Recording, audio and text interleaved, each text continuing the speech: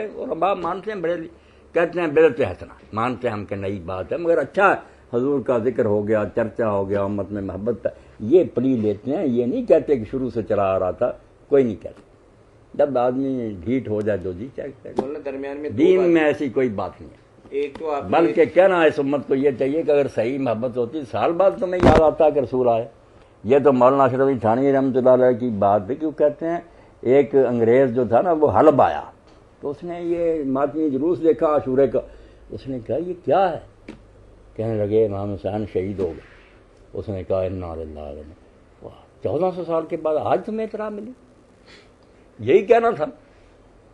رسول اللہ پیدا ہوئے اس وقت خوشیاں ہوئیں، ہمارے بچہ ہوتا مگر ٹھیک ہے، مگر ہر سال حضور نے اور صحابہ نے کب ایسا کیا کہ جب دن آئے یہ کرو یہ کرو؟ کوئی نہیں۔ باقی جو آپ لائے تھے دین، اس پر انہوں نے جانے دے دی، اس کو پھیلایا، عمل کیا۔ تو یہ مولانا فضل الرحمان گنج مراد آبادی بڑے ولی تھے اور بڑے بڑے علماء